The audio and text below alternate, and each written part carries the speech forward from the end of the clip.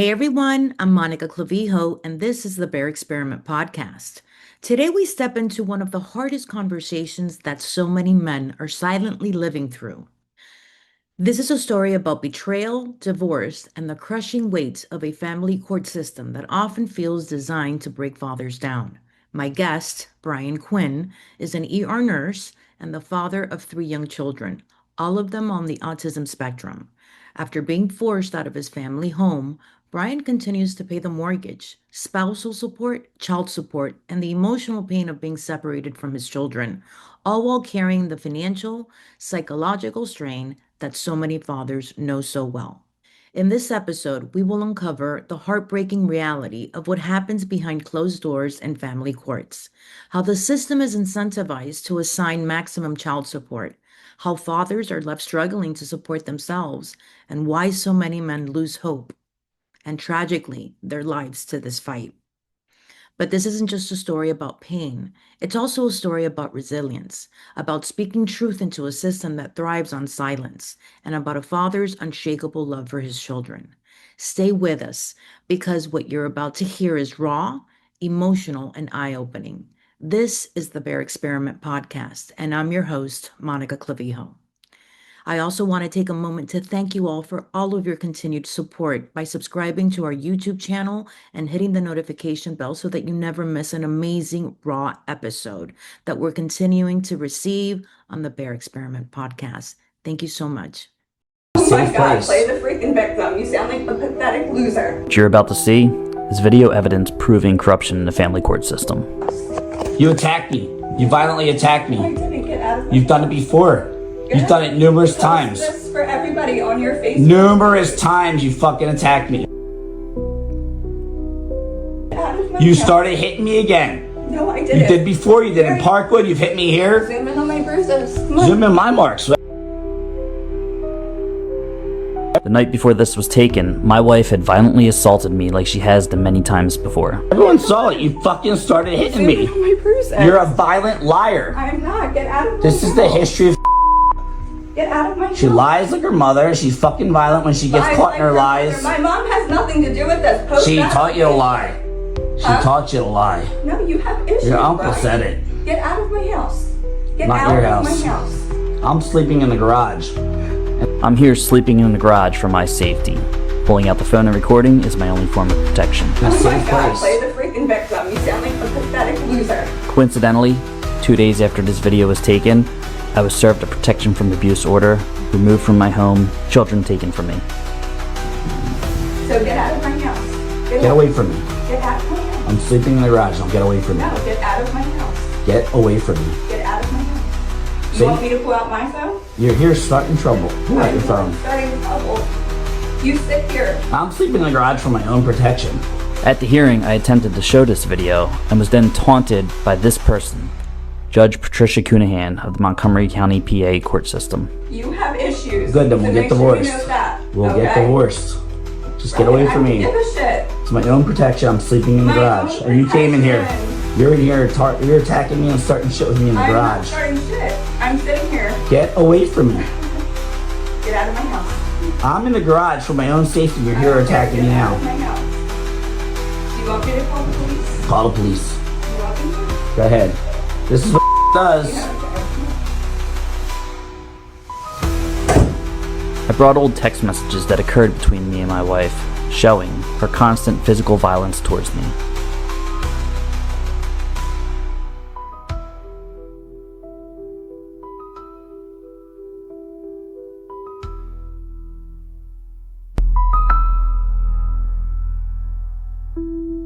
And this judge refused to allow them. At the end, a 3-year protection from abuse order was served on me. That's the maximum the state of Pennsylvania allows. Still don't think family court's corrupt? A Oh my safe God, place. play the freaking victim. Record. Okay, and we're recording. All right. All right, you ready? I'm ready. I know you're ready. My first podcast ever. So Is this it really? great. Oh, Yes, it is. let me tell you, you are so natural though, with all of the reels and the information that you're putting out there. You're doing a fantastic job, but you're very natural with, the way that you're communicating to through social media, right? And the public eye. So congratulations with that. Thank you. I actually hate myself on camera. I never really feel that confident when I'm doing any of this, but I've gotten a lot of positive feedback, which is like motivating me to keep going, you For know. sure. I was scrolling through your content and you're getting a lot of followers. I love that. It's crazy. Like this, I just started this a month ago. Had I not been so quiet for the past year from fear of the courts, I probably would have started a long time ago. Yeah. And I didn't realize how big the problem was. Mm. How many people out there are in the same situation, like Yeah. struggling. It's just crazy the spread and the amount of people who have been influencers that I've talked to personally lately. It's just a problem that's growing across this country. I think that's where all the followers come from. Yeah, yeah, for sure, for sure. I follow a couple of guys too that they're going through the same thing. And not to say that this is not a situation where you have your scumbag dads out there, right, that really don't take care of their children. And right, we have to always be cognizant of that happening. And this is why the courts had to get involved to begin with, because then they leave the mother alone, right? So, but yes, I do hear it more and more, and how females and mothers, ex-wives, right? It's like the famous saying, you marry one person and you divorce another. That is a true statement that many people can attest to. So let's get started then. Yes. Let's why don't we start with your story and how you guys met, family life before this, you know, dreaded divorce that you're Yeah. going through right now. As far as the meeting part, it was actually at work. I'm an ER nurse. I actually met my wife. She was a monitor tech in the ICU. And we didn't actually get together for like almost 2 years. It was just casual online flirting.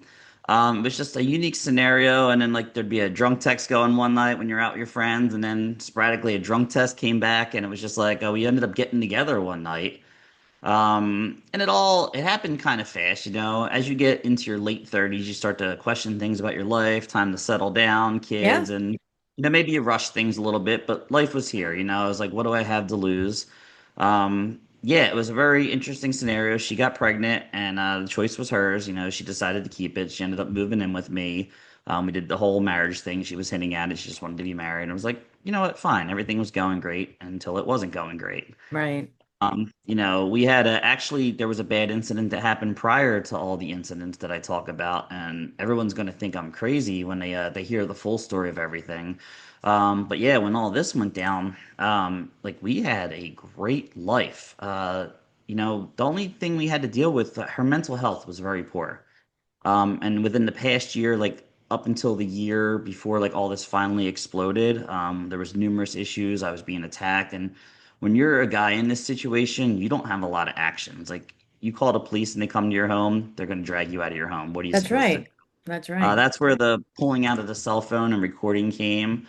And there wasn't really anything to be unhappy about. We had a beautiful home. We had like a corner lot in a cul-de-sac, a nice quiet neighborhood, private backyard, went out to the woods, in-ground pool. Our kids had like a fenced-in playground in the I backyard. saw the videos. I saw the Oh my God. videos. Beautiful. Yeah. Our life was great. I mean, no life's ever going to be perfect, but if you couldn't be happy with that, I don't think you're ever going to be truly happy.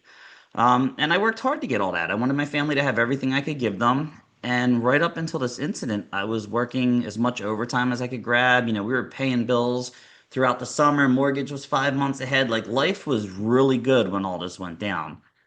And so when it did go down, I think it hit worse than if like life was not so great at the time. You're Of going from this course. high up here all the way Yep. down to here rather than from here to down here. Right. So Correct. yeah, the mental anguish when it starts was really, really rough to get over. And like all these thoughts you hear about men thinking, I had a friend of a friend commit suicide Mm-hmm. recently. Nobody knew what he was going through the same thing. And ironically, it was at the hands of the same attorney my wife was going with. And I'm like, the irony of what's going on here, the awareness isn't there. I had no idea men across the country were killing themselves over this. They get put in a position where they can't crawl out of. And things do need to change. And aside from like people I've met that have gone through this and talked about it, and these people, even though if they survived or there's bright sides coming out, they're still fighting because they acknowledge what a big problem this is across the country. Right, So, right, right.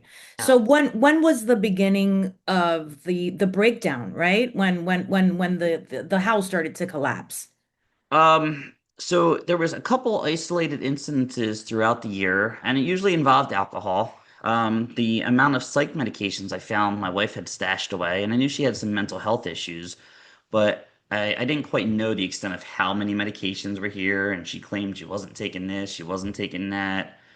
She claimed she was only taking the Adderall. Meanwhile, we went through 8 cases of Red Bull in 2 weeks. Like we kept it stashed in the garage in case we had people over, and I was like, Wow. why is this Red Bull disappearing so fast?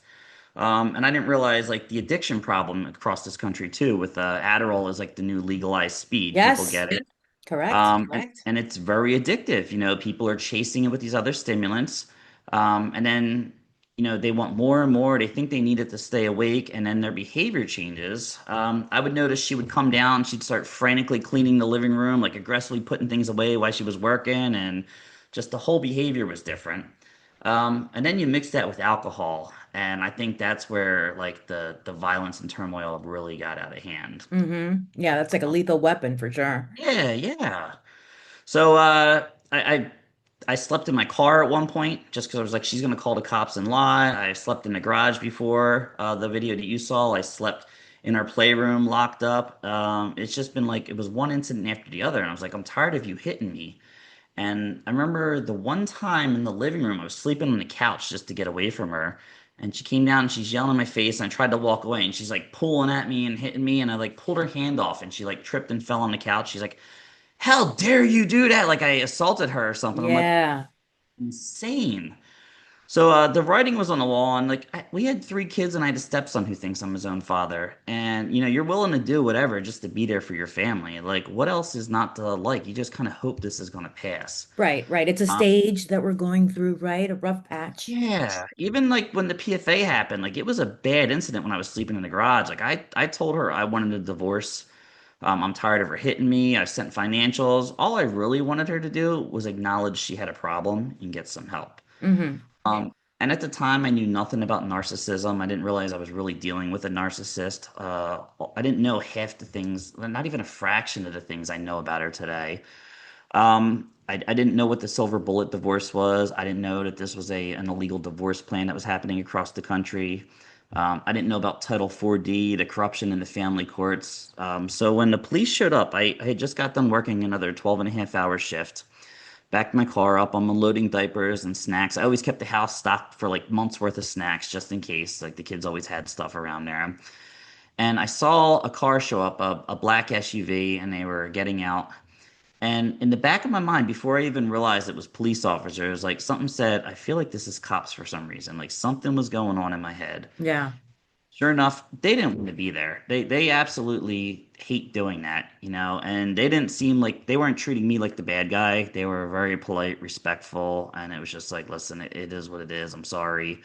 They walk you through your house. They said, let's just pack some toiletries, clothes, get what you're gonna need. Kind of giving you advice. Like they were really nice. Like hats off. So this is the day that they removed you from your house, like at This was the 11 night. p.m., like at night, right? Like it was in the Yep, middle of the night. 11:30 Yeah. at night. Yeah. Yeah, yeah. After I just got done working, it's like, where do you go at 11:30 at night? You live in the suburbs. Thank God I had a friend 20 minutes away who was out of town, but I had a key to his house, and he's like, "Yeah, just go there." Oh, And thank God. yeah, he was my saving grace. I was like, "Who do you call? Who do you disturb?" Like, and even when you get there, it's like, "What just happened?" I get to his house, and I guess I'm sleeping on the couch. Your mind is spinning. The What's mental what's anxiety. going what's going through your mind at this point? Like when the cops get there and they're removing you from your house, clearly you were not fighting them either, right? That's why they were so Oh courteous yeah, with you, yeah. right? Like you were just like, okay, let me behave, even though you're going crazy. What are some of the thoughts at that point once you get out and you go to your buddy's house and you're on the couch? What's going through your head? The first thing is like you have to wait the week. It's crazy when they want something done on their end in family court. It happens fairly quickly, so you get a hearing about a week later, and I'm like, I just got to ride this out until I get to show the evidence, show the video of her coming after me. I have numerous texts of we've discussed her violence towards me. Like it's got to stop. Like it's a problem when a husband's got to leave his home just for fear of his wife. and very dismissing on her end. And I never shared those texts online, but I'm about to shortly. The family court really like they put you in fear. They put these illegal gag orders to try and threaten you. But I didn't realize they never really act on them because they know they're illegal, which is Okay. interesting. So after we just had our custody hearing the other day, um, Yeah, the right. judge, Technically, it's a First Amendment right. You it's have a the First freedom Amendment to right. speak. Yeah. Yes, that's the biggest thing. But you're not thinking about that when this stuff's first said to you. Even your own attorney, they're telling you don't post anything online, be quiet about it. It's only going to hurt you. And you start to trust your attorney when you first get there. Like you're thinking they're going to be my saving grace. I have the truth Hmm. on my side. It's not that at all. Your attorney's in it they want to charge you. They want They've already won. they probably Yeah. want to keep you there as long as possible so they can keep, right, running the credit card through. Yeah. So not only did my wife file a PFA against me, she filed one for the kids also. Now, what's a PFA? In Pennsylvania, it's protection from abuse. Okay. Other states, they may call it a TRO, temporary restraining order. Okay. It all depends. It's essentially the same thing wherever you go.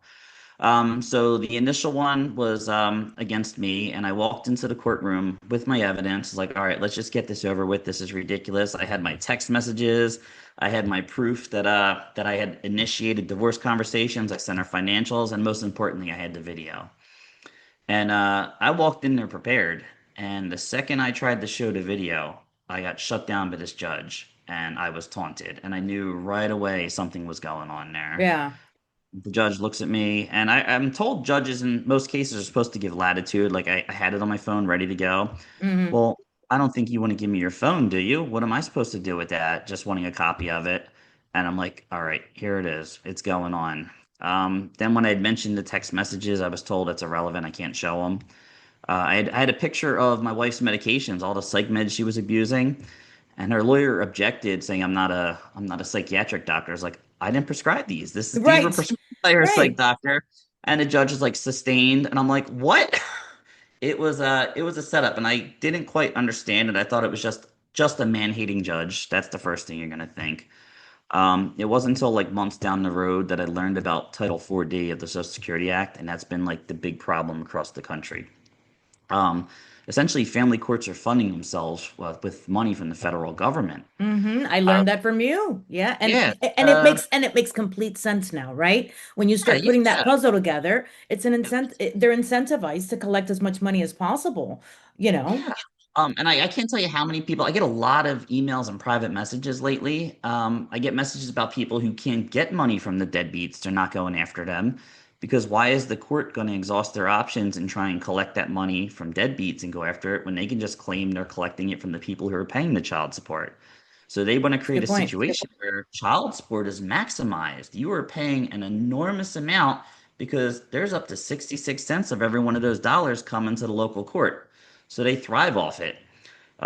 There's so much talk, and I guess everyone's talking about this RICO lawsuit in Missouri I have to read about, like corruption in the family courts. And until they get rid of that act, I don't anticipate there's going to be too much change. What emotional impact has this had on your children, including your stepson, who you've raised as your own and sees you as his father? So my children are nonverbal autistic, like they're not going to grasp what the situation is. Hmm. How, Um, how old are your children? my daughter's 3, my 2 boys are 4 and 5, and my stepson is 9 now. I mean, Okay. he's old enough to know what's going on. I'm sure once he's a teenager, he's going to try and track me down and find out. Like At, when ni- she at, does, at 9 years old, you know what's up. something's going on. I Yeah. mean, he tries to wave to me from the van when she's dropping off his brothers and sister, and like we'll secretly sneak a wave in and stuff. But she's yelling at him to get down, and like this kid just wants his dad. Like I'm the only man he's had in So his you've life. never been, first of all, how long has this been taking place from the beginning that you were So forced out of your home? April 24th of 2024, so almost a year and a half ago, I'd say. And Um, have you been able to spend any time with your stepson at all during this period? so initially, when I said she had filed a PFA against me for the children, that got thrown out. There was a little secret conversation between my attorney and her attorney, and we came up with a temporary visitation order. And I saw all of the kids that day, later that afternoon. The very next day, her conniving lawyer had filed an emergency custody hearing to take all visitation right away. on claims that I was harassing her son at the visitation. She wasn't even there. I don't know how she can make such claims. Again, it was just one accusation after the other. And then another emergency hearing took place via Zoom. They don't even let me attend the emergency hearing. They put you in a little outpost room while your attorney, her attorney, and the judge talk. Why And is it was just that? all I couldn't tell you. No right to defend yourself, no right to know what's going on. They basically brought me back in, dictated that there will be no visitation for her son. I will have to arrange to set up supervised visitations. Mhm. Um, like supervised visitations, like that is so insulting to like someone like I'm a good father. I've had an immaculate record, clearances, childhood clearances, like federal background clearances. I've never had any history of violence, never been in trouble with the law. I'm not on psych medications. I'm physically and mentally healthy. And now I'm supposed to set up supervised visitations with three nonverbal autistic children I'd have to confine to a single room that don't understand what's going on. Um, it's it's humiliating. It dehumanizes you when you're going through that. Mhm. I felt bad for my kids. I didn't see my kids for 2 months, and they were going through growth spurts. And I finally see them at the first supervised visitation at the house, and like there's tears in my eyes. I'm hugging my daughter, and the supervised visitation person that they send tells me you're gonna have to stop crying and remove yourself, or we're gonna have to end the session. Like I can't tell you the horrors that people should go through. Like, it should have been the other way around. This woman's not mentally healthy, and I am going through this. I understand why so many people go through the depression, the suicide, things like that, because that's a So do lot for I. a person to handle. A lot for anyone Like to handle. the things you think of that have never crossed your mind before. Like if you're not a strong person, this is easily going to win. It's going to take over. Like again, I was saying how I'm not a violent person, but you start to have these thoughts of like murder and violence going through your head. Like, is there any other way out? Like I wouldn't want to take my own life. Like this just doesn't make sense. You can almost Um, understand when somebody's taken to that point, right? Where they yeah, commit like like an you, atrocity and you then hear you these hear the stories. story. Yeah. And And now I finally get it. You think, oh, it's just a bad, crazy person that couldn't grasp a hold of life no, or something. everybody's Even got a breaking point, right? yeah, you had mentioned like you think deadbeat dads and stuff, and like before I knew what I knew, I've thought that about people. People I didn't know. You just assume they're not involved in their kid's life. They're a deadbeat. They don't want to be a part of it. And the more I talk to people, the more I meet people, it seems like it's quite the opposite. They're just a victim of the system. Yeah, I am attracted to this to what you're speaking about and these cases because personally know a lot of men, friends of mine that are dealing with this, right? And you listen to the story and it's what you just said. You're just like, are they full of it? Are they really bad parents and they're just not being, truthful of what they're not providing for their children and this is why they're being taken to court? But then you speak to so many men out there, and a lot more men are vocalizing this information.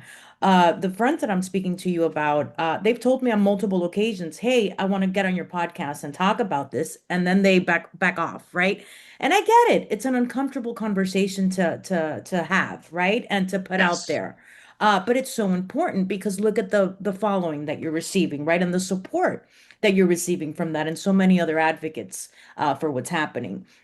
Let's get into the family court system then a little bit so that we can better Yeah. understand that. So you are now in the process of having to pay a mortgage deviation, spousal support, and child support, correct? Yes. Yes. So how does this work? How long do you have to do this for? So the spousal support will at least go until the divorce is settled. The mortgage deviation would be until the house is sold with the divorce settlement.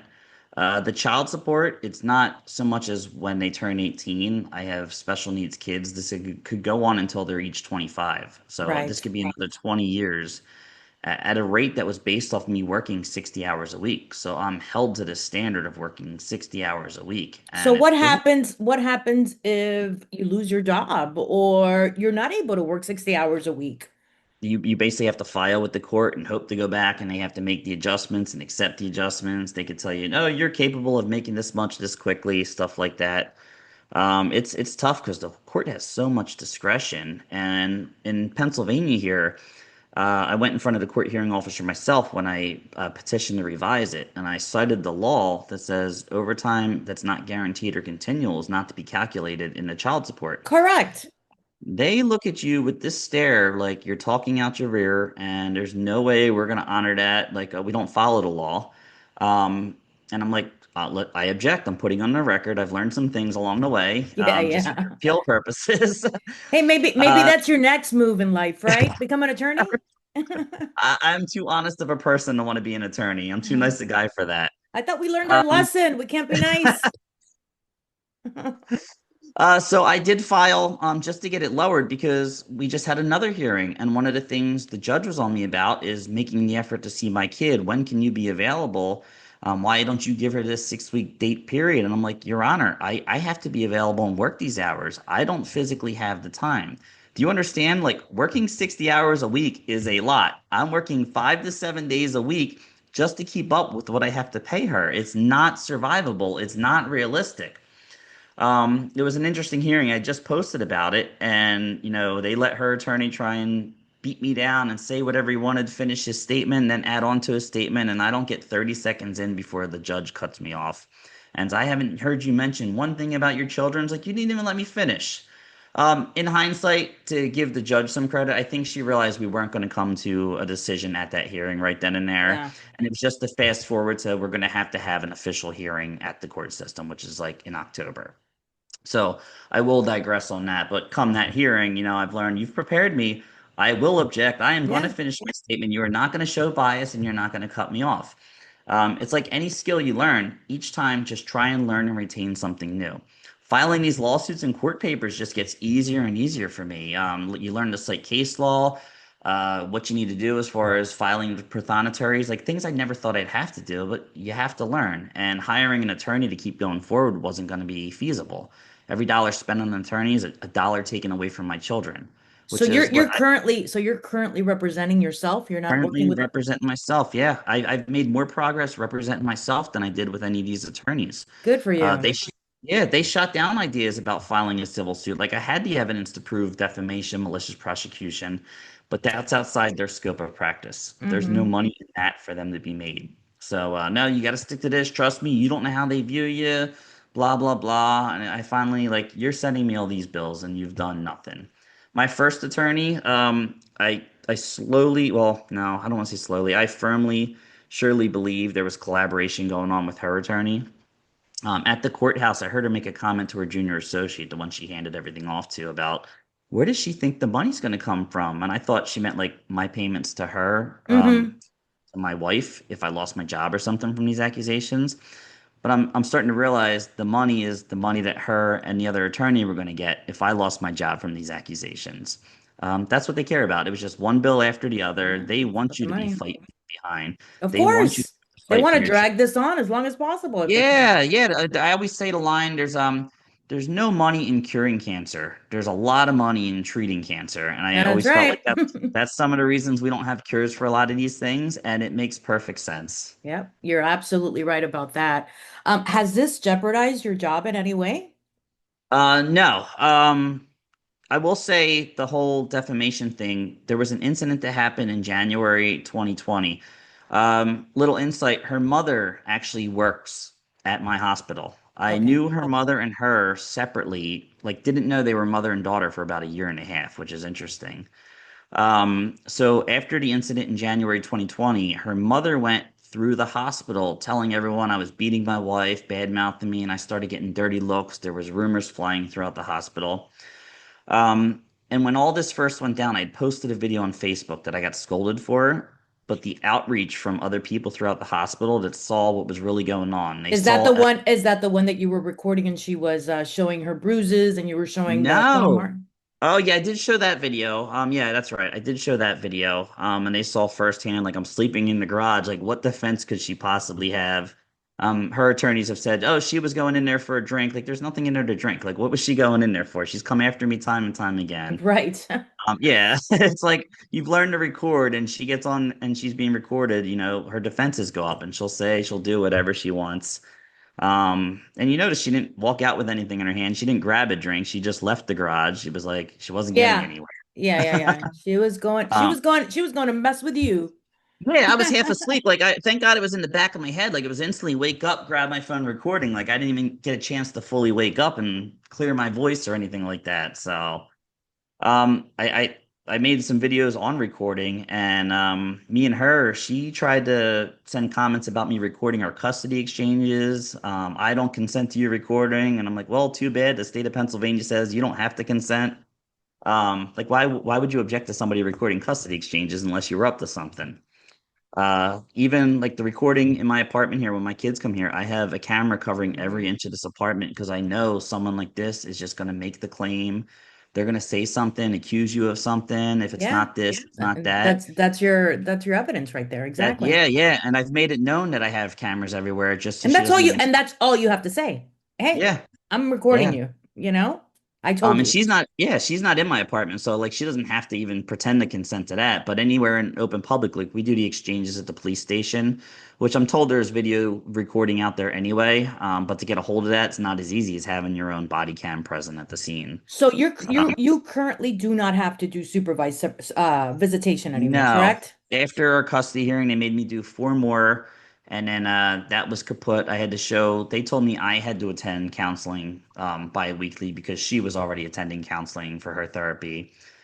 Which was interesting. I signed up through Grow Therapy and met this guy, Justin, and me and him started talking. And his statement was, "Well, this is great, but I don't know how to treat a healthy person. Like I have no mental health issues." He's like, "You're coping with this real well. You're productive. You're mapping out plans." And I'm like, "Yeah, because that's what you got to do." And then they made me take like a parenting course, and you're supposed to provide that to the court, which I did all that. That went really smooth and easy. Me and the woman running it actually got along very good, talking, Good. laughing, joking. That was the easy part. And then her attorney tried to be a little difficult. I gotta wait for this, I gotta wait for that, and eventually it was that went away. Yeah. Um, And so then currently the way that you pick up your children, you have to pick them up at the police station. That's how guys we are doing the exchange. meet at the police station. She Oh, unloads from her car. I load in my car. It's that's like such a horrible. tumultuous situation. And she's tried like with this PFA. I originally hired my lawyer just to fight the PFA, and she handed it down to a junior associate that had no appellate experience whatsoever. She didn't really. I showed up at the hearing. They told me I didn't have to, but I just your spider sense is going off, and you're like, I just don't trust them for some reason. I didn't even know she handed everything for this off to her junior associate. Your intuition, that's that little Yeah. voice. You got to So I listen to showed up, it. and that's where I learned. That's where I learned that was our first time doing appellate work. She got demolished, and they just said, "Oh, they don't want to hear it," and send it on its way. Yeah. In hindsight, I think that was a good thing because that opened the door for me to file my appeal to the Supreme Court, which is pending. If Okay. that didn't happen, it never would have been able to go that far. They could have said, "Yeah, we send it back to the local courts," and the local courts could have did the same thing to me again. But then denying it at that level allows me to move forward to a higher level, make it a state case. So I had to sit there. I had to learn how to file an appeal. Like I'm not a lawyer. So I'm on the PA website. I'm following their blueprints. Like this is what's required. You're essentially creating a textbook with a table of contents, indexes, like all these references. And I'm like, this was a lot. Like I had stacks of paper. You had multiple copies on the coffee table. You're like crossing your T's, dotting your I's, and I'm like, wow. And then I drove to Harrisburg, which was almost 2 hours just because it was getting submitted in person. And now at the end of the day, they could turn around and say, well, we're not going to hear this case dismissed, and I have to ride out this PFA for another year and a half. That's not even the biggest part. I mean, the only reason I wanted this PFA overturned is because she continues to call the local police and make claims that I did stuff Right. just to see if they'll respond. And again, the police have been nothing but great. They called me the first time and they gave me a heads up. They're like, listen, you didn't do nothing wrong, but she's trying. Like, if you even pocket dial her, she's going to call us to come arrest you. Fortunately, at the time when he said that, her phone account was in my name. And I was like, all right, I'm just going to shut her phone off. I can't risk this. Yeah, I'm not going to risk any claims. If I don't know her phone number or what she's going to switch to, that's great. She can't accuse me. So then we got into the recording, and there was one day where I didn't have the recording going at the custody exchange, Mm-hmm. and wouldn't you know, I got a call from the local officer at this county. This is Montgomery. We were in Hatfield. And he's like, listen, she's saying you were harassing her at the exchange, blah, blah, blah. And I was like, listen, you have access to cameras there. Before you even called me, you should have checked. And they ended up checking. And when I talked to the guy again, he's like, yeah, everything's good, and feel free to keep recording, like giving me hints. Like they were Yeah, so yeah, nice. yeah, yeah, because they realize, right? Like this lady's like out of her mind here. Yeah, and apparently she called them other times where they haven't called me. Like when I first filed the petition with the Supreme Court, I had to mail her a copy. Ironically, you have to certify everything, so you know when it gets delivered. And shortly after the copy of my Supreme Court petition got delivered to her, a local cop was at the house again, and I'm sure she was trying to get me on another PFA violation for mailing something to her, and I guess they just sloughed it off and dismissed her right away. But that's the stuff. When my son, she had reported he had a broken leg. He jumped off the step and had a bad break. She tried to lure me to the hospital, knowing it would have been a violation, get me arrested. Like she stops at any cost. And I wanted to see my son. I wanted to be at the hospital. But I'm not falling for that. I know how it works. So because at any point with a restraining order, you have to be within a certain distance from her, not the family home. Yeah, like 300 feet or yards or one of them. I don't even go near there. I miss my home and everything, but it's like I'm working so much, it's not even a concern. I'm not chancing it. I'm not going over there. I figured I would just fight the battle and Yeah. keep doing it. So I'm not going to roll over and quit. I hear too many people just give up because they can't. It's a lot of work. I get it. It's a lot of stress. It's a lot to take on.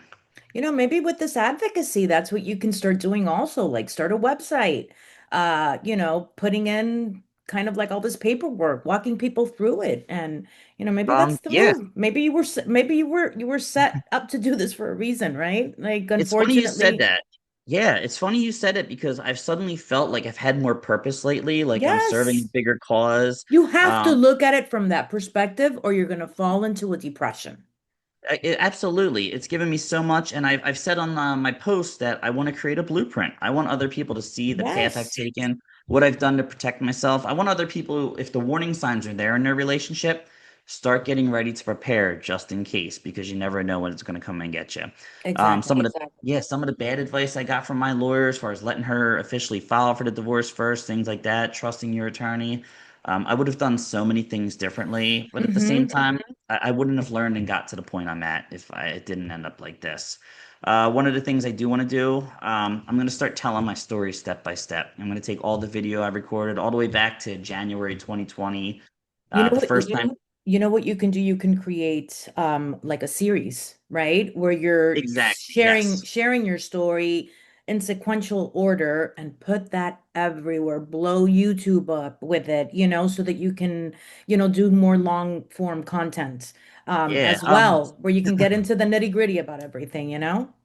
A part of the reason I started this was if something happened to me, whether I got arrested from these false accusations, I want my story to be out there. I have video, text evidence. Like, it's That's a not good just point. things she says against me. I have evidence to tell the story. I want the story out there. I want people to know, like, just protecting my character, my reputation, everything I've worked for my whole life against a person who's had like a tumultuous history that she's tried to hide. I want them to see the messages. I want them to see the incident in January 2020. I was actually arrested and charged with felony charges because of this woman. And she confessed to the ADA in Philadelphia to fabricating this stuff. She said she blamed it on her mother, said she was having a bad mental health day. She blamed it on postpartum depression. And she called apologizing. I'm sorry, my mom was saying things to get me amped up. I didn't realize her mom was at the center of a lot of her mental health issues, too. Does the mom Um, still work with you in the hospital? She works per diem apparently, but she's never there. She actually works for the union that the nurses at my hospital use. Um, yeah, it's an ugly situation. That's Obviously, me and her awkward. don't talk. Oh, we don't see each other, which is great, but she is a lying, manipulative person. When I start sharing some of the videos from the past, I have video shortly after her and her mother were beating me on the steps as I was holding my son that night. Hmm. And I immediately got upstairs, took my son to the crib, and pulled out the phone. And you see them trying to like come after me, and the phone's what keeps them from hitting you because they don't want to be caught on camera hitting. My wife actually like fractured her ulnar bone, like hitting me. She was pounding on me from behind. And at the last PFA hearing, she implied that I somehow fractured her wrist. Didn't accuse me of hitting her, just said she sustained a wrist fracture, implying that I somehow caused it. And it's crazy the manipulation that happens. Like, seriously, who beats somebody on the wrist? It was just a weird insinuation. Even the video you saw where she complained about a bruise on her knee. If you're Mm-hmm. physically beating someone, I can't imagine. Oh, give me the inside of your knee there. I'm gonna beat you there. Yes. Like I've seen people like battered women, battered people visit like, bruises on the face, bruises on the chest, things like that. Not the inside of a knee. It was so crazy. Um, but it doesn't take much. It just takes the insinuation. And at the end of these PFA hearings or the restraining order hearings, whatever your state calls it, the judge specifically says to her at the very last part, do you feel that your husband is a danger to you? And there was a pause, and her lawyer kind of like, they let her sit next to her lawyer during this hearing, and her lawyer kind of like nudged her, and then she finally said yes. And I'm like, all right, that's all she needed. She had to say something like that to justify giving her this PFA. Yeah, yeah. Um, yeah.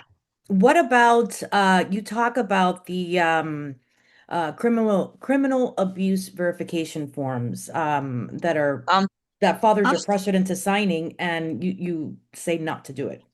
To finalize the divorce at some point, you're going to have to.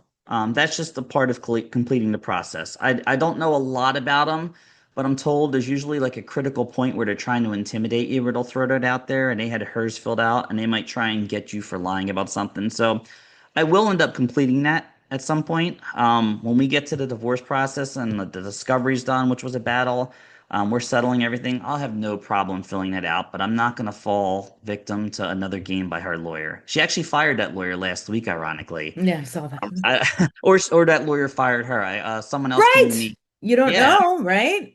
I someone get came to me telling a story about that law firm dropping their ex in the past. I don't know how true it is. I may never know. All I know is they parted ways. It could have been a financial issue. Mhm. I just received a 126-page objection to my civil suit against her. She had to pay this lawyer 5 grand to file something that big. It You're is not law. you're not you're not having to pay all of her legal fees, right? No, no. So her initial lawyer, everything she filed, tried to insist that I would pay her legal fees, tried to request I pay her legal fees. So finally, over this past year and a half, she wasn't turning over her bank statements for the discovery information, like she was hiding something. Mm-hmm. And I was on my first lawyer, file a motion for sanctions, get this going. And my lawyer dropped the ball for months, didn't file it. Then when we had the date, my lawyer didn't show up and gave me some BS excuse. Oh, it's not going to matter. It's like, it will. We can't file for sanctions if we don't start this. So I had her refile, but I got another lawyer to show up for that hearing, and that second lawyer assured me we had everything. Wasn't until I terminated that lawyer that I saw that we don't have the bank statements. You lied to me, you know? If I didn't terminate you, I never would have known. I've been sitting on the fence about this stuff. So finally, I filed my own motion to compel. And her lawyer showed up trying to sidetrack, talk in this direction. There's so much litigation. He's trying to Yeah. bankrupt my client, blah, blah, blah. And I won. I won the motion. And in the motion, the threat of sanctions was imposed that if they didn't turn these in within 20 days. So her original lawyer, the clock was ticking down. There was about 11 days left, and that's when the whole separation of that lawyer and the new lawyer took over. Mm-hmm. But her original lawyer was still on the hook for these sanctions if she doesn't turn this stuff over. She tried to ignore it or whatever. Finally, yesterday, I received everything just in the nick of time. Like I was prepared to sit down today and start typing up my sanctions requests and everything. And they turned everything over. But it shouldn't take all that. You know, this is a process that's been dragged out. There's stuff that I'm sure is hitting in these transactions. I'm going through one by one. I've learned she did hire this lawyer before filing the PFA. This lawyer maintained over and over again that my wife had filed this PFA on her own accord. But phone records show she talked to my wife the day before and they processed this transaction Mm-hmm. before this PFA was issued. Um, like that's my next thing. I'm going to learn, criminal charges and stuff. I need some more to get going. I need to find out some more information, but I'm already in the process of learning how to file things. Let's just learn a new skill, learn something new to proceed with this because I don't really want to sue my wife. You know, what good does it do me if my kids are living with a bankrupt mother? Right, right. At You know, that point, you're affecting your children as yeah. well. I would like to sue her first attorney, sue my first attorney. And it's not so much about the money, it's the principle. Like you're Yeah. destroying people's lives. You know, you're Hmm. making a fortune off ruining people's lives. Like my kids are suffering. You're taking advantage of a mentally ill woman who's got like bad narcissistic tendencies and you're just running with it. I think there needs to be accountability with some of these lawyers across this country too. Once that starts happening, maybe some of this will stop. Yeah. With in reference to your three small children who are nonverbal autistic, how does this complicate being in your custody care alone? Has this been difficult for you to have to do it on your own, or were you already kind of like the main parent that was taking care of them and helping them? The situation here, like the house that I have that they're currently living in with her, was big. There was a lot of space. They weren't on top of each other. They had a giant playroom upstairs that was like backyard size. It was huge. It was above the garage. They had their bedrooms, which were large in size. They had the playground out back, which you could just go right out back and Yeah. play. Yeah, it's It was beautiful. very Beautiful home, convenient. yeah. Yeah, here I'm in a small two-bedroom apartment, which feels like a dungeon. If it's drizzling outside, they just want to go outside and play on the open play set, which is very simple and boring. But it's like they want to get out and they're confined and they get cranky. It's not what I envisioned for my kids. I've worked to give them everything, and now because of what she's done, it's eventually all going to be gone on both ends. Um, my only saving grace, I'm thinking if like I get through this divorce, buy another house where I can create a good atmosphere for them, something with a backyard, I can rebuild everything, get the space and make it easier. It's just we have to get to that point. Do you get She's your under, children, excuse me, do you get your children every weekend, every other weekend? so I could. The problem is to work 60 hours a week and pay her the amount of money they've held me to, I need to pick up overtime on the weekends. It's not that I don't want to see my children. It's just that the court's going to come and get me. They threaten you with jail time and everything. They garnish your paycheck even though you were paying. To keep up with the dollar amount that I have to pay her, I can't have my kids as often as I would like. I can't have consistency of my schedule. It usually goes by what's available. They did this whole petition. We had this court hearing the other day saying I don't give her my schedule 6 weeks out. It's like, well, I don't know where the overtime is 6 weeks out. I mean, you want me to keep paying you? What am I supposed to do? And the other part of that is her attorney's using this TikTok account against me, trying to badmouth me, saying he's defaming the court, all this other stuff. And when I was on this call, I was in fear, like, crap, he knows about it. He's going to make me look bad. But now I'm like, good, you better know about it because it's only going to get bigger. And I'm That's not going to right. back down. I'm not going to silence myself. And again, the judge was like, what will it take for you to just stop with the social media and everything? It was like she was trying to compromise in a way. And at this point, I'm not going to stop. It's something she could roll over, give up, give me everything I want, give me my house, and I still don't think I'm going to stop because it shouldn't be happening. How long before your divorce is finalized, do you estimate? Wish I knew. I wish it was like a year ago.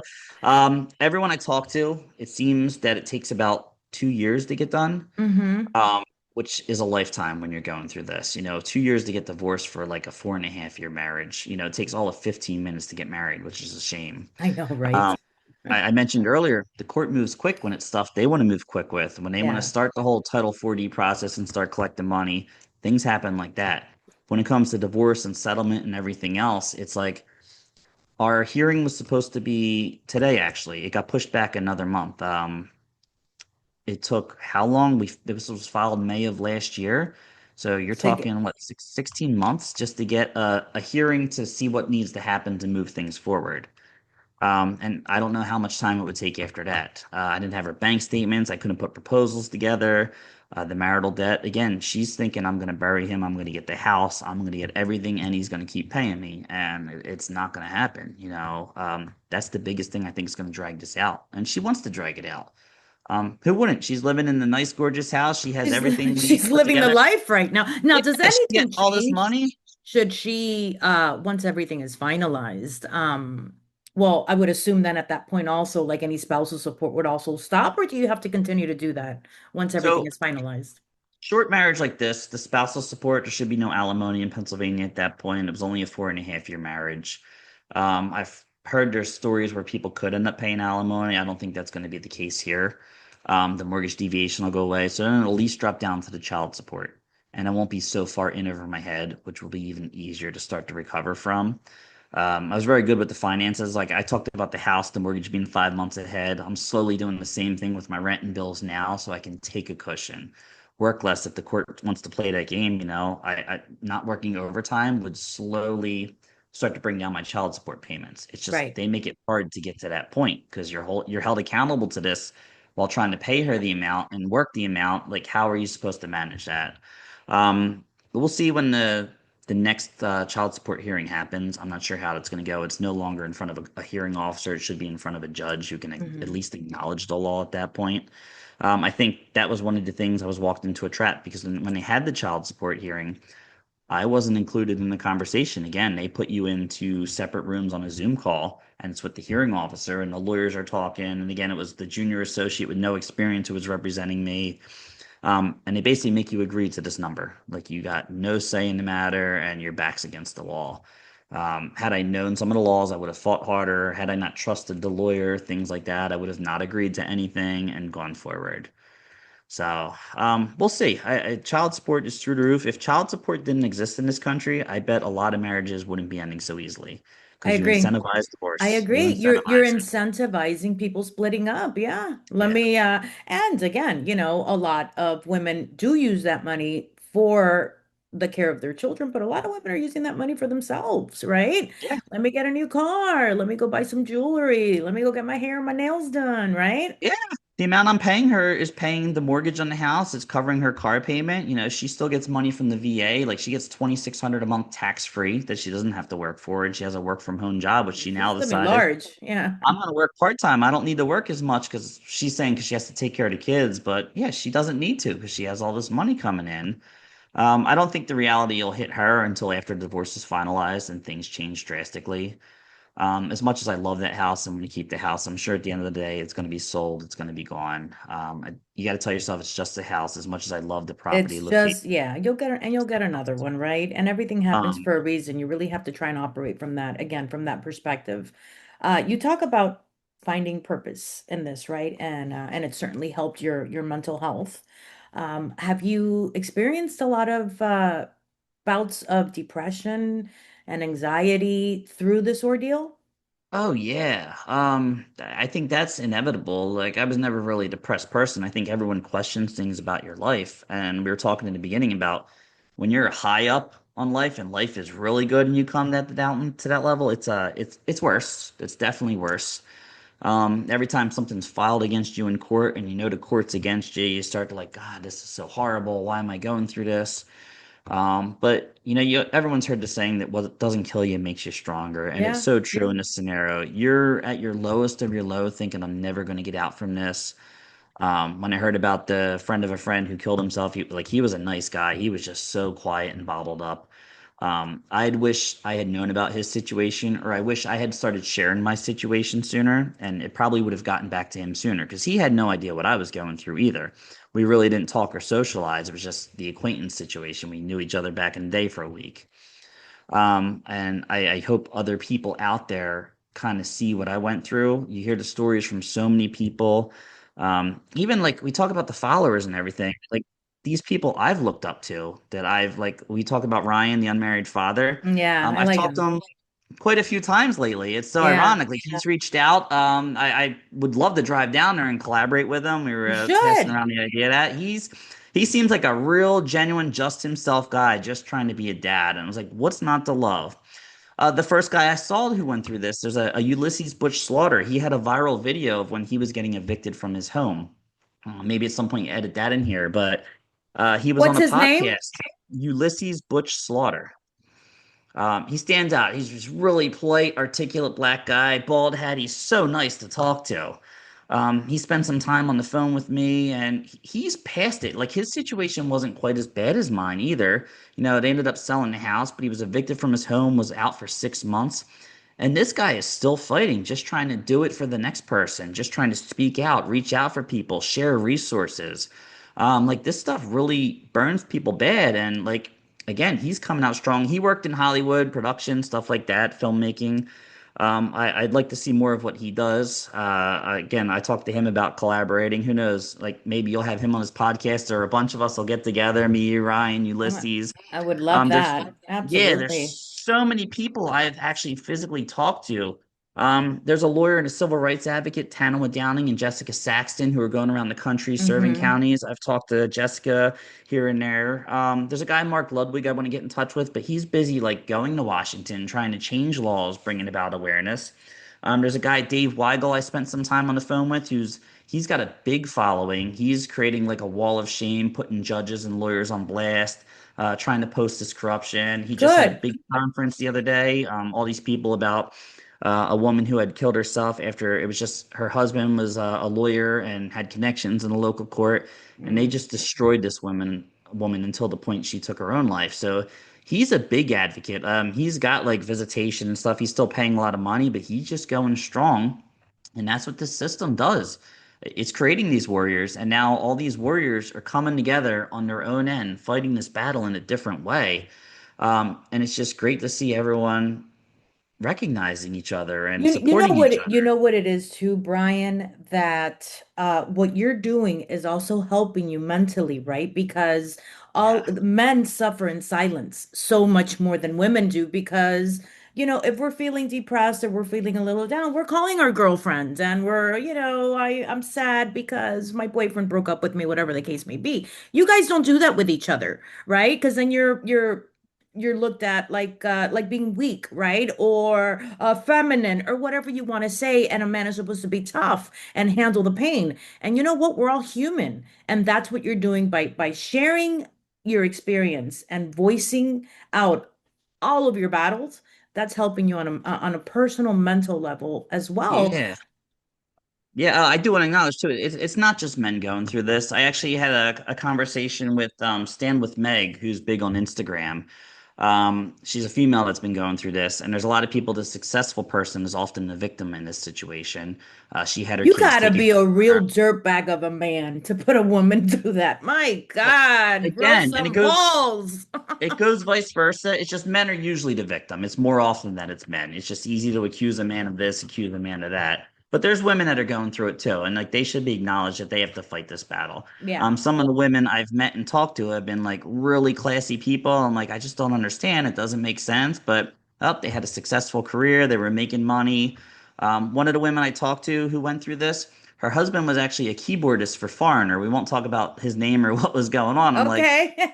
this is pretty extenuating. She had like a diamond business. She was a jeweler.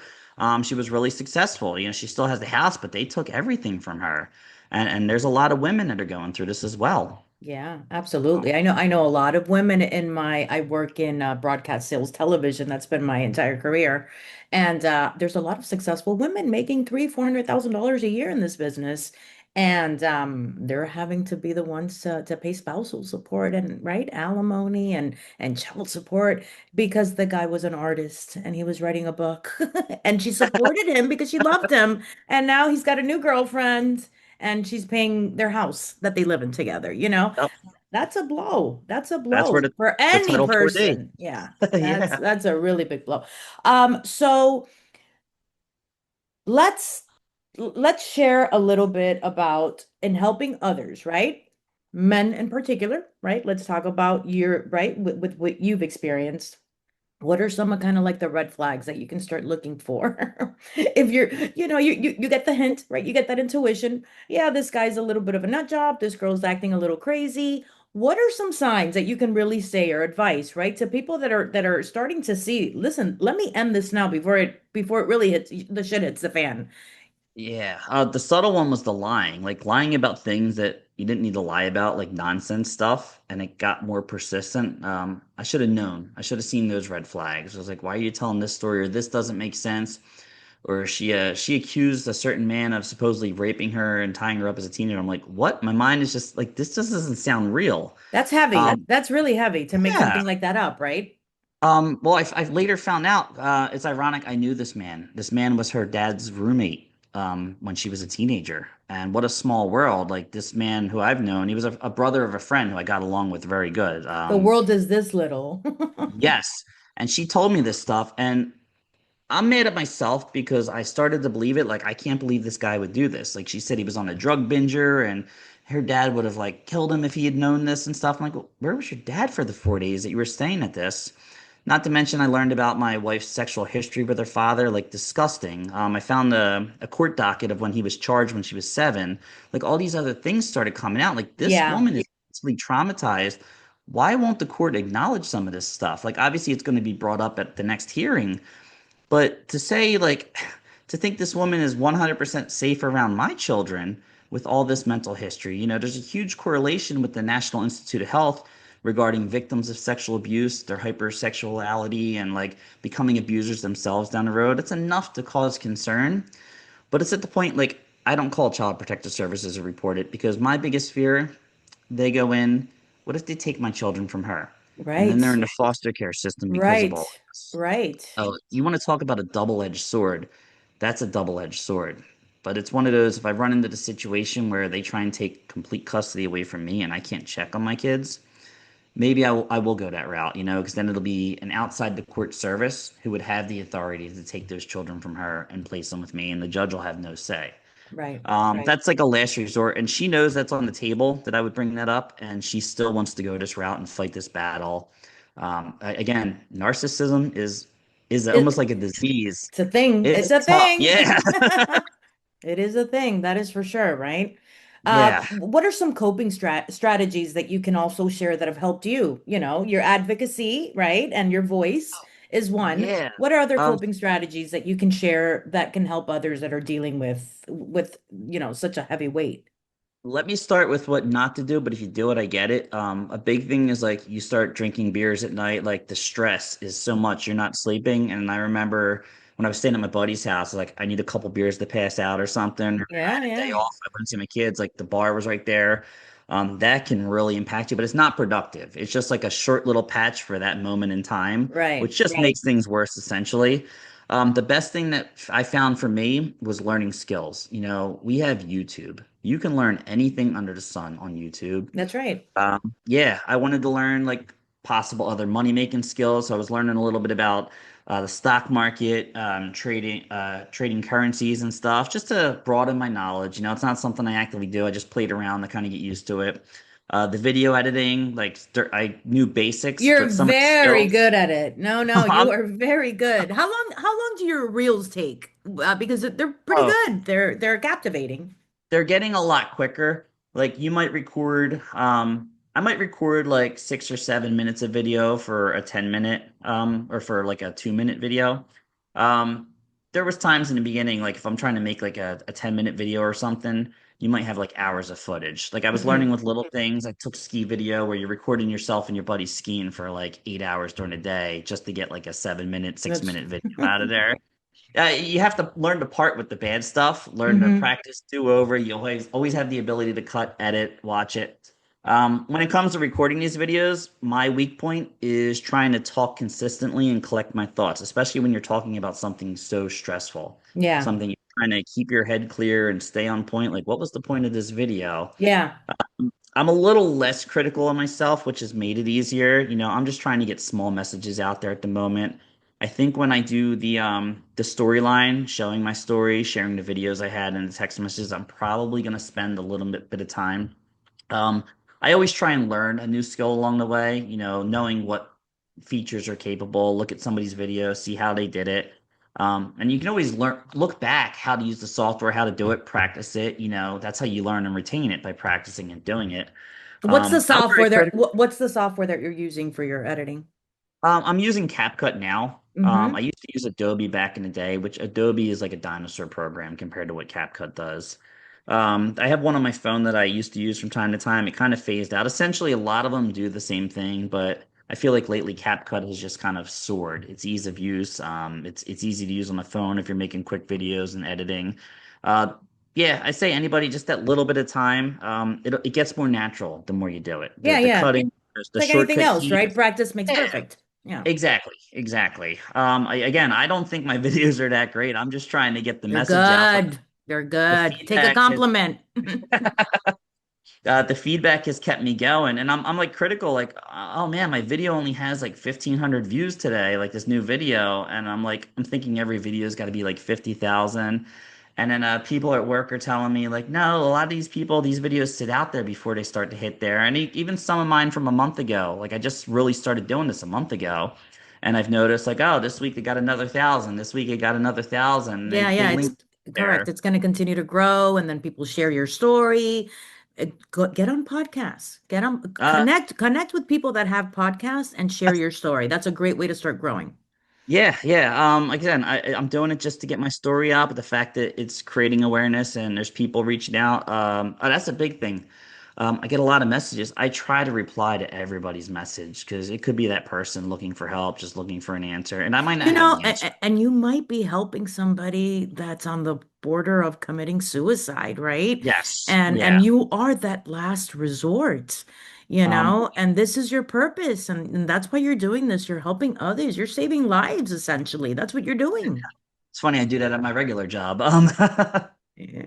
You know? Yeah, I tell them I'm not a lawyer. I don't always know their whole story. I'm not gonna be have an answer from a quick like 2 minute conversation, but you gotta have evidence. You gotta prepare your case, think on it. Every situation's different. There's not going to be a clear-cut answer that's going to work for everybody. My whole thing is the civil suit. I want to stop the frivolous PFAs. I want to stop the restraining orders. My goal, I want to stop the silver bullet divorce from happening. I Hmm. think it'll make a difference in the world. I think it's better for the kids, the families. These lawyers are destroying people's lives, and I would love to stop a lot of that. I hear you there, my friend. So let's end this by sharing some words of wisdom. Final thoughts on, you know, Ooh. everything that you've experienced and how you're helping others and just letting others know that they're not alone, right? And you're there. They can reach out to you if they need to talk to somebody, if they need a friend, if they need some advice, you know. But the point is to understand that you're not alone and you're not the only one dealing with such a heartbreaking situation. Yeah, the big thing that comes up is, they expect you to just roll over and die. And things aren't going to get better on their own. That's the one thing. Everyone says there's a light at the end of the tunnel, just ride it out. You're going to have to do the work, figure something out. It's going to be one of the hardest things that you will ever go through, whether it's climbing out of the depression from the whole situation, whether it's Yeah. taking the time to find resources, learning how to file legal documents. I talked about the Supreme Court petition. I originally dismissed it like I was never going to be able to do this, and finally I sat back and put the time in. I have the truth on my side. Um, at least put up some kind of fight. And I posted on a video recently, like, I don't know how verbal my kids might end up down the road, my stepson, but as they get older, maybe they can look back at this video and see, man, dad really fought to see us. Yeah, Dad's story my wasn't, dad loves us. He's always been there. He's always been trying to get with us.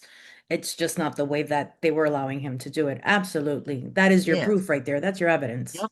Find purpose. Find something to keep your mind busy. That's the worst thing. If you don't have a project, Yeah, keeping your mind agreed. busy, find Agreed. something. That's where trying to learn the video editing, trying to learn the stock market, just trying to learn a skill. It like keeps your mind focused on something. It's better than sitting in a room, staring at a blank television or thinking some form of entertainment is going to come on your phone. It's going to make life better.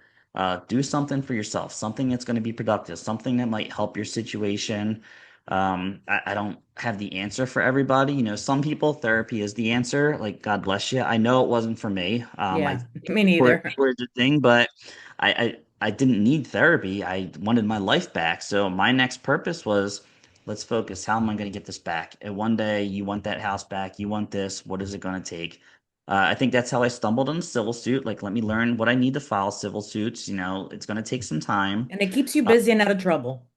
yeah, yeah, it's something. It's something. It's better than doing nothing. Don't do nothing because you will get nowhere. You know, yesterday I went to dinner with my daughter, and I also went through bouts of, you know, depression, lost my father, divorce, right? Like life decided to punch me uh for a couple of years, and it takes a toll, right? And my purpose was creating this podcast and just speaking with different people because I was listening to podcasts um to get information that was to help me, like how do I, because like you said, like I went to see a couple of therapists because that's what everybody tells you, go see a therapist and talk to a therapist. I never found my Robin Williams, you know, and I felt like they were looking at their clock waiting for the hour to be up so that I can leave, and I'm like, why the hell am I here, you know? There's got to be something else that can help me. And again, right? Like, don't drink, right? That's like the worst thing you can do if you're feeling depressed. That's going to get you in a lot of trouble. And, you know, starting the podcast and just in speaking with different people that were dealing with different issues that life just throws at you, right? Like life is always going to be a little difficult. It's what we do with the difficultness, right? And how we try to spend that. And it made me realize I'm not alone. Everybody goes through something at some point in their life, right? You're here one day, you're down here the next day. Stay humble, stay authentic. And my daughter last night, she tells me while we're at dinner, she's like, Mom, I really feel that your podcast has helped you a lot because you were unbearable to live with at one point. And I was like, Really? I was that bad? She's like, Yes. Why do you think I would be in my bedroom all the time? I didn't even want to be around you. And I was like, But why? What did I do? I don't remember myself being that bad. She's like, You were always angry. You were just angry all the time. And then of course I would scream at her, pick up your shoes, right? Like don't leave the dishes. And I felt so horrible when I heard that, but sometimes we don't even realize it and we need to point that out somehow, right? And Yeah. by sharing your story, I'm sure that others are like, shoot, that happened to me too. Or I'm that person. I'm sitting in that stage of my life right now. How do I get out of this funk? Right? And it's Yeah. through it's through what you just said, finding a hobby, finding some sort of purpose, staying motivated and staying away from alcohol.